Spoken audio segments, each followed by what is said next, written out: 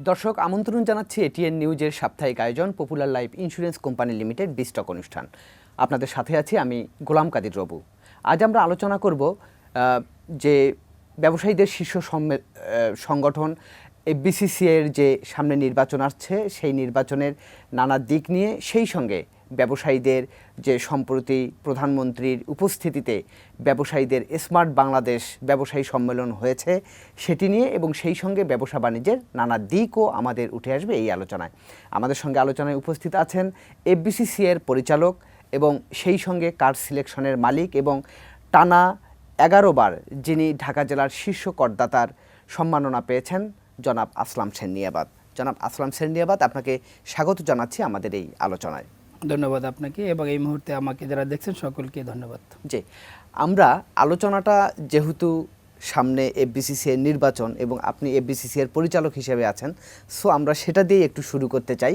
সেটি হচ্ছে এই যে নির্বাচনে এখন তো আপনাদের ব্যস্ত সময় পার হচ্ছে, আপনি নিজেও একজন প্রার্থী, তো কি অবস্থা এখন সব মিলে?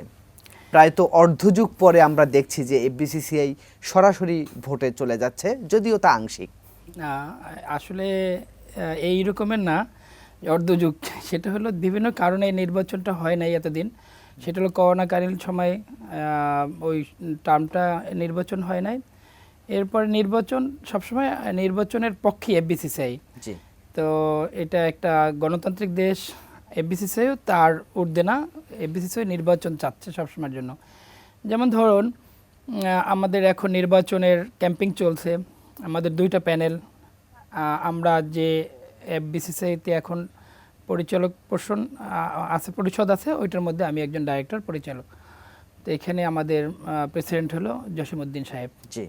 তো গত 2 বছর আগে আমাদের যে কমিটিটা হলো, তারপরে আমরা 6 মাস বর্ধিত করে বাণিজ্য মন্ত্রণালয় চিঠি দিয়েছিলাম। 6 মাস টাইম বাড়িয়েও ছিল, বাট আমাদের প্রেসিডেন্ট সাহেব এত স্বচ্ছতা এবং জবাবদিহিতা, সে 6 মাস টাইম না নিয়ে 3 মাসের মাথায় নির্বাচন ডিক্লেয়ার করে দিল।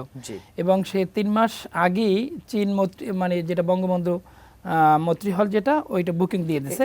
এটা কিন্তু রেয়ার, আমরা সাধারণত দেখি মানুষ পদ আঁকড়ে ধরতে চায়, সেখানে এফবিসিসিআইয়ের যে সভাপতি জসিম ভাই কিন্তু সেই জায়গাতে একটা দৃষ্টান্ত স্থাপন করলেন, আগেই উনি সরে গেলেন। হ্যাঁ, ডেফিনেটলি সে এটা করেছে।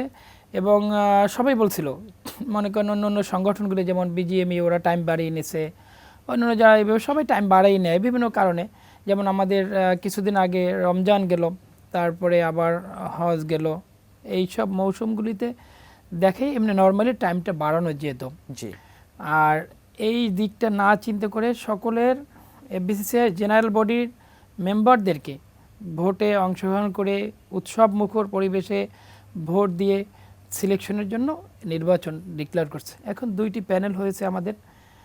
একটা হলো মূল প্যানেল, সেটার মধ্যে আমাদের সালমান এফ রহমান সাহেব উপদেষ্টা, ব্যবসায়ী ঐক্য পরিষদ, ব্যবসায়ী ঐক্য পরিষদের মাহবুব সাহেব প্রেসিডেন্ট, যেটা এখন মানে ইলেক্টেড হয়ে গেছে। প্রেসিডেন্ট তো আগে ইলেক্টেড হয়ে গেছে, ইলেক্টেড হয়ে গেছে মাহবুব সাহেব।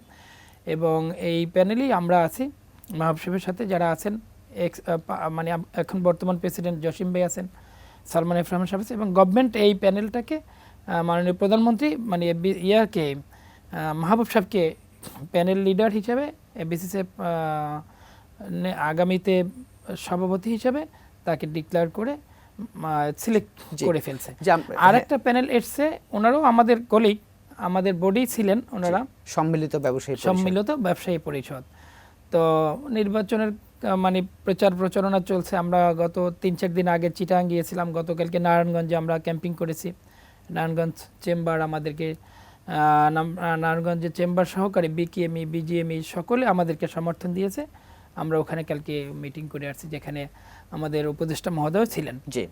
তো আমরা দেখছি যে আসলে নির্বাচন, আমরা নিজেরাও যখন মাঠে নেমেছি আমাদেরও অনেক ভালো লাগে।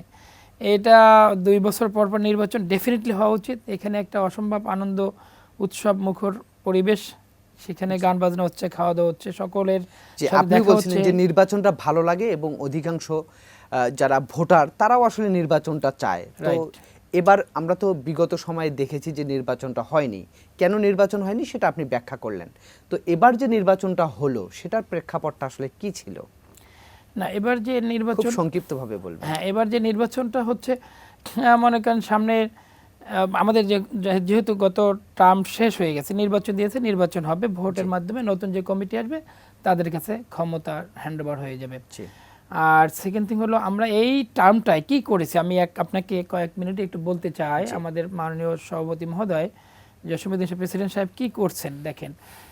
আমাদের লাল সবুজের মহা উৎসব করেছে, বিসিসির 50 বছর পূর্তি অনুষ্ঠানে 16 দিন ব্যাপী অনুষ্ঠান করেছে, বিজনেস সামিট করেছে, সারা পৃথিবীর অনেক দেশ এখানে এসেছে, বড় বড় বিনিয়োগকারী এসেছেন, সিএনএন সেখানে পার্টনার হিসেবে কাজ করেছে। সারা পৃথিবীতে বাংলাদেশটাকে, বাংলাদেশের পতাকাকে জাগিয়ে তুলছে, দেখিয়ে দিচ্ছে বাংলাদেশও পারে। তাই এখানে অনেক বিনিয়োগকারীরা আসছে, সামনে ইনভেস্ট করবে, ব্যবসা বাণিজ্য ভালো হবে। তারপরে আপনার এই যে 2টা মেম্বার্স নাইট হচ্ছে, আজকে একটা আমাদের বসুন্ধরা কনভেনশন হলে হচ্ছে এবং এর আগে আরেকটা হয়ে গেছে। এখানে প্রায় আমাদের তো প্রায় 2000 মেম্বার, ম্যাক্সিমাম মেম্বাররা উপস্থিত থাকেন। জি। তো এই সকলের সাথে এই যে জিনিসগুলি বিগত দিনে অনেকেই সেটা কিন্তু করতে পারেনি, আমি কাউকে দোষী না, সবাই হয়তো চেষ্টা করে, বিভিন্ন প্রেক্ষাপটের জন্য হয় না। এবং আজকে বিসিসি বিল্ডিং আপনারা যদি দেখেন যে আমাদের সেই আগের 10 বছর 15 বছর আগের এফবিসিসিআই আর এখন স্মার্ট বাংলাদেশের সাথে সাথে এফবিসিসিআই কিন্তু স্মার্ট এফবিসিসিআই, তো আপনার সব জায়গায় সেটা ছোঁয়া লেগেছে। জি। এবার আরেকটা বিষয় আমরা খেয়াল করেছি যে এবার যে সভাপতি হচ্ছেন মাহবুবুল আলম, যিনি চট্টগ্রাম চেম্বারের সভাপতি, তো এই যে ঢাকার বাহিরে থেকে, যদিও চট্টগ্রাম বন্দর নগরী ঢাকার তুলনায় তার মানে গুরুত্বও কম না, কিন্তু তারপরও আমরা সাধারণত দেখি যে ঢাকার ভিতর থেকেই আসলে সব সময় হয়, বাইরের থেকে সভাপতি খুব কমই হয়। তো এবার তো দেখা গেল যে সেইটা হয়েছে, এটাও তো একটা নতুনত্ব, আপনি কি মনে করেন? হ্যাঁ, ডেফিনেটলি এটা আপনার কথা ওইরকম ঠিকই আছে, তবে আমরা তো সব বাংলাদেশের মানুষ, আর এফবিসিসি এটা কিন্তু বাংলাদেশের সকল ব্যবসায়িক সংগঠন, সকল বাংলাদেশের চেম্বার এবং বাংলাদেশের ব্যবসায়ীদের প্রতিনিধিত্ব করে। তো এখানে যোগ্য লোক যেখানে আছে সেখান থেকেই হতে পারে, এটা তো সমস্যা না। আপনি দেখেন, আমি মনে করি, বা আপনার যদি, আমি জানি না আপনি দেখেছেন কিনা, চিটাং যে ওয়ার্ল্ড ট্রেড সেন্টার যেটা করেছে, ওটা কিন্তু মাহবুব সাহেব নিজে করেছেন। এবং ওইটা যে সুন্দর ভিতরে আমরা দেখলাম, ওটার যে কনফারেন্স রুমটা, আমার মনে হয় বাংলাদেশে অত বড় কনফারেন্স রুম কোনোটা হয় না। বিডা যদিও একটা করেছে অনেক বড়, কিন্তু ওর চেয়েও বড়, ওর চেয়ে অ্যাট এ টাইম কত ওখানে মানে লোক বসে কনফারেন্স মিটিং করতে পারবে, সেটা আপনি না দেখলে বুঝবেন না। এবং ওইটা কিন্তু ওয়ার্ল্ড ট্রেড সেন্টারের চেইন, এখানে কিন্তু প্রায় বছরে 15,000-20,000 ডলার পে করে ওই নামটার জন্য, এবং ওই মানেরই এটা করেছে, এটা কিন্তু মাহবুব সাহেব করেছে। এবং সে চিটাং থাকলে, চিটাংয়ের ব্যবসায়ী, কিন্তু সে কিন্তু ঢাকা চিটাং, মানে আপনি এই দেখবেন চিটাং, এই দেখবেন ঢাকা, এইরকম টাইপের সে কাজ করে। সে অসম্ভব একটু কাজের মানুষ, ভদ্রলোক মানুষ। এবং আমি গত 3-4 বছর তার সাথে খুব ক্লোজলি দেখেছি, তার বিহেভিয়ার, আচার ব্যবহার, সে অন্যরকম, তার মধ্যে কোনো হিংসা দেমক নাই। প্রত্যেকটা মানুষ তার সাথে কথা বলতে পারে, প্রত্যেকটা লোক তার সমস্যা নিয়ে কথা বলতে পারে। জি, জনাব আসলাম ধন্যবাদ। আমরা এই ব্যাপারে আপনার আরও কথা শুনবো, তবে তার আগে নিচ্ছি ছোট্ট একটি বিরতি। দর্শক, আপনারা দেখছেন popular life insurance company limited বিস্টক। এবার নিচ্ছি ছোট্ট একটি বিরতি, আমাদের সঙ্গেই থাকুন, ফিরছি একটু পরেই।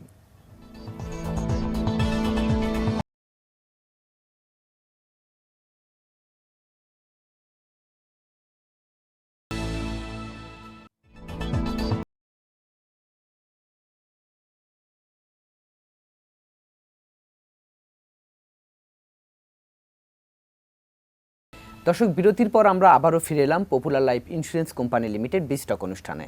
আজ আমরা আলোচনা করছি ব্যবসায়ীদের শীর্ষ সংগঠন এফবিসিসি এর পরিচালনা পর্ষদের যে আসন্ন নির্বাচন এবং ব্যবসা বাণিজ্যের নানা দিক নিয়ে। আমাদের সঙ্গে আছেন এফবিসিসি এর পরিচালক এবং আমায়া সিকিউরিটিজ লিমিটেডের ব্যবস্থাপনা পরিচালক জনাব আসলাম সেরনিয়াবাদ। জনাব আসলাম সেরনিয়াবাদ, আমরা আবারও বিরতির পর আলোচনায় আসলাম। তবে বিরতির আগে আমরা যে বিষয়ে ছিলাম, এই যে ঢাকার বাহিরে থেকে যে সভাপতি নির্বাচিত হওয়ার যে একটা নতুন মাত্রা যোগ করলো এফবিসিসিআই, সেটি নিয়ে তো আপনারা কি মনে করেন? যে যেহেতু আপনি বলছিলেন, বা আমরা সবাই জানি যে এফবিসিসি হচ্ছে সারা বাংলাদেশের ব্যবসায়ীদের প্রতিনিধিত্ব করে, সো সব সময় শুধু সভাপতি ঢাকা থেকেই হতে হবে কেন, ঢাকার বাইরে থেকেও তো হতে পারে। তো এই যে একটা নতুন ট্রেন্ডে যে বিসিসিআই এবার চলে গেল বলতে গেলে, এইটা তো ধারাবাহিকতাটা কিন্তু আসতে পারে যে একবার ঢাকার মধ্য থেকে আর একবার ঢাকার বাইরে থেকে, এইভাবে তো হতে পারে। আপনারা কি মনে করেন? না, আপনার এটা তো ব্যবসায়িক শীর্ষ সংগঠন, যেহেতু যোগ্যতা যেখানেই দেখা যাবে সেই যোগ্যতার জায়গাটা ওপেন করে দিতে পারে। জি, তাই মাহবুব ভাই যোগ্যতা আছে, সে আমাদের বিসিসিআই সহ সারা বাংলাদেশের সকল ব্যবসায়িকদের বিভিন্ন সময় কাজ করেছে। সে বললাম যেটা চিটাগাং ওয়ার্ল্ড ট্রেড সেন্টার সহকারে, যেটি আপনি বললেন, হ্যাঁ, সে অনেক কাজের মানুষ, ব্যবসা বাণিজ্যের অনেক দিক নতুন করে উন্মোচন করেছেন। দ্যাটস ওয়াই সে চিটাগাংয়ের কেন, সে যদি আপনার একেবারে মানে একটা গ্রামের লোক হয়, সেটা সেখান থেকেও সে বের হয়ে আসতে পারে। আমরাও আশা করি যে এরকম কোনো বাধা নাই, যে আমরাও আশা করি যে তার নেতৃত্বে বিসিসিআই আরো নতুনত্ব কিছু যোগ করুক বা নতুন কিছু করুক। তো এবার একটু অন্য প্রসঙ্গে যাই, সেটি হচ্ছে যে সম্প্রতি আমরা দেখলাম যে স্মার্ট বাংলাদেশ ব্যবসায়ী সম্মেলন বিসিসিআই করলো। তো সেখানে প্রধানমন্ত্রী বক্তব্য রাখেন নাই, শুধু আপনারা ব্যবসায়ীরাই বিভিন্ন দাবি দাওয়া সম্ভবত তুলে ধরেছেন। তো এই সম্মেলনটা কেমন হলো এবং আপনারা কি কি দাবি দাওয়া সেখানে তুলে ধরলেন? হ্যাঁ, অনেক সুন্দর একটা প্রশ্ন করেছেন। আমি দেখলাম, আমার মনে হয় বাংলাদেশ না, এটা সারা পৃথিবীতে যে কোনো রাষ্ট্রপ্রধান 5 ঘন্টা 5.5 ঘন্টা অ্যাট এ টাইম বসে থেকে ব্যবসায়িকদের সাথে কথা শোনা, এটা বিরল ঘটনা। বাংলাদেশে তো হয়ই নাই, পৃথিবীর অন্য দেশেও হয়েছে কিনা সন্দেহ। এবং সে যখন ওখানে কথা শুনছিলেন, আপনি দেখবেন, আমরা সামনের রতি বসা ছিলাম, আমি দেখেছি সামনাসামনি, আমাদের ওখানে একজন মেহমানদের টাইম ছিল 3 মিনিট। জি, তো যখন সে কথা, প্রত্যেকটা অতিথিরা যখন কথা বলা শুরু করছে, একজন 3 মিনিট না, 7 মিনিট, 8 মিনিট, 10 মিনিট হয়ে গেছে। তারপরেও নেত্রী বলছেন যে আপনি বলেন, মানে এখানে উপদেষ্টা সাহেব তাকে থামাবার জন্য বলছে, রিকোয়েস্ট করতেছে যে আপনি 3 মিনিট, টাইম শেষ হয়ে গেছে। নেত্রী হাসিয়ার বলে আরও বলুক, আরও বলুক। মানে সে 40 পেজ, আমার মনে হয় 40 থেকে 39-40 পেজ নোট করছে ওখানে, মানে আপনাদের দাবি দাওয়া, আমাদের কথা শুনছে, নোট করছে। এবং দেখেন, আমরা কিন্তু অনেক কিছু জানতাম না। আমাদের দেশে যে পাট শিল্প, আকিজ গ্রুপের ওনারা পাট সম্পর্কে বললেন, পাট দিয়া মার্সিডিজ, বিএমডব্লিউর মতন গাড়ির টায়ার বানানো, এটা আমরা তো জানি না। আমাদের দেশে পাটটা কি হচ্ছে, আজকে ডে বাই ডে বিভিন্ন পাট কলগুলি বন্ধ হয়ে গেছে। এবং এক শ্রেণী পাটের সোনালী অতীতটা নাই, সোনালী অতীতটা এক শ্রেণী পেটুয়া বাহিনীরা এই পাট কলগুলি কিনে ফেলছে লামসাম পয়সা দিয়ে। আর কি কি সম্ভাবনার কথা এর আগের গভর্নমেন্টের সময় লামসাম পয়সা দিয়ে এক একটা পাট কল বিক্রি হয়ে গেছে, যেখানে যে জমি সম্পদ অ্যাসেট ছিল সেটা মনে হয় একটা সিকিভাগ না, মানে খুবই কম মানে পয়সা দিয়ে একজন এক একটা পাট কল কিনে ফেলছে। এই পাটের উপরে যদি আমরা, আমাদের দেশ সোনালী হাঁস একসময় এইটা এক্সপোর্ট হতো, আমাদের দেশের জন্য কত বড় একটা অ্যাসেট ছিল, এখনও কিন্তু ওইটা আছে, সেইটা ওইটা তুলে ধরছে। আপনাদের অঞ্চলে যে আখের মানে যে দিয়ে চিনিটা হয়, অনেক কল বন্ধ হয়ে গেছে, চিনি কলগুলি বন্ধ হয়ে গেছে, ওইটা তুলে ধরছে। এবং প্রত্যেকটা জায়গায় মানে আমাদের দেশ থেকে আম এক্সপোর্ট হয়, কত পরিমাণ আম হয়, রাজশাহী থেকে আম এক্সপোর্ট হচ্ছে, হ্যাঁ, উত্তরবঙ্গ থেকে হচ্ছে। আমাদের দেশে মাটি এবং মানুষ, এইটাই হলো আমাদের সম্পদ। আমাদের যে এই দেশে আছে, আমরা 18-20 কোটি মানুষ, আমরা এই দেশটাকে যদি আমরা নিজেরা সিনসিয়ার হই, আমরা নিজেরা যদি এই দেশটা নিয়ে ভাবি, আমাদের বিদেশ থেকে কিচ্ছু আনতে হবে না। আমাদের দেশে মাটির নিচে কয়লা আছে, আমাদের মাটির নিচে গ্যাস আছে, সেখানে তেলও আছে। আমরা এই জায়গাগুলোকে অ্যাড্রেস করতে হবে। আগামী দিনগুলি আমাদের মাননীয় প্রধানমন্ত্রী বলেছেন স্মার্ট বাংলাদেশ করবে, আসলে কিন্তু হয়েছে। এবং সামনের দিনগুলো আরও এই জায়গাগুলি আরও অ্যাড্রেস করতে পারবে। আপনি দেখুন, আমাদের দেশে আজকে থেকে 10 বছর 15 বছর আগে আমরা ইভেন্ট ম্যানেজমেন্ট কি আমরাও তো বুঝতাম না তেমন। অনেকে আমরা আজকে 20 বছর আগে টিস্যু এবং পানি কিনে খাবো সেটাও জানতাম না। আজকে সেটা কিন্তু করেছে আমাদের দেশে, সেটা হয়েছে। আপনি এখন একটা বাড়ি বানাবেন, আপনি আর্কিটেক্ট খোঁজেন, বাংলাদেশের আর্কিটেক্টের পরে আপনারা অনেক দেশের আর্কিটেক্ট কিন্তু এসে আমাদের দেশে এখন কাজ করতেছে। মানে বাংলাদেশের আর্কিটেক্ট বিদেশে কাজ করতেছে, বিদেশে আর্কিটেক্ট বাংলাদেশে এসে কাজ করতেছে। আপনি বাড়ি বানাচ্ছেন এবং কি ইন্টেরিয়ার, আপনি ইন্টেরিয়ার সেখানেও ওইরকম আর্কিটেক্ট দিয়ে ব্যবহার হতো। আজকে 20-25 বছর আগে তো সেগুলো ছিল না। এখন এই স্মার্ট বাংলাদেশে আপনি টেলিফোনে কথা বলতেছেন, ছবি দেখতেছেন, এটা এই গভর্নমেন্ট কিন্তু দেখিয়েছে, আমরা দেখতে পাচ্ছি। এখন আমাদের কি করতে হবে, আমরা সকলে একটু সিনসিয়ার হতে হবে, দেশপ্রেম হতে হবে, আমাদের মধ্যে দেশের ভালোবাসা থাকতে হবে। আমরা দেশপ্রেম না হয় আমাদের হবে না। আমি কালকে দেখলাম আমাদের দেশের মাটিতে এত ভালো মাটি, পৃথিবীর শ্রেষ্ঠ মাটি আমাদের দেশে, এই দেশের মাটিতে আঙ্গুর ফল হচ্ছে। আমি একটা নিউজে দেখলাম আঙ্গুর ফল লাগিয়েছে, আঙ্গুর ফল এত পরিমাণ ওই গাছে হয়েছে, ওই গাছ আঙ্গুর ফল নিয়ে গাছ টিকতে পারতেছে না, গাছ মাটিতে মনে হয় লোপে পড়বে, এত পরিমাণ আঙ্গুর ফল হচ্ছে। আমাদের দক্ষিণ অঞ্চলে আমাদের বাড়ি, আমরা জানতাম রসালো মাটিতে কমলা হয় না, মালটা হয় না। আমাদের দেশে এখন বড় বড় মালটা বাগান, কমলা বাগান, আমের বাগান। আজকে আমের দেখেন, আমরা প্রত্যেকটা গ্রামের প্রত্যেকটা মানুষ কিন্তু এই মিষ্টি স্বাদের আমটা খাচ্ছি। আম কিন্তু এখন হচ্ছে সব জায়গায়। এখন কি করতে হবে, আমাদের দেশের যে আমি যেহেতু একজন ব্যবসায়িক প্রতিনিধি, আমি মনে করি আমাদের কৃষির উপরে ব্যাপক নজর দিতে হবে। এই জায়গাটাকে কৃষি লোন যাদেরকে দেয়, দেখেন এর মানে কিছুদিন আগে আপনাদের মাধ্যমে আমরা দেখতে পেয়েছি 5,000-10,000 টাকার জন্য কৃষককে ধরে নিয়ে এসে জেলখানায় দিয়ে দেয়। আর যারা 10,000 কোটি টাকা নিয়ে যাচ্ছে তাদের কোনো ওই রকমের সেই তুলনায় কিন্তু বিচারটা হচ্ছে না।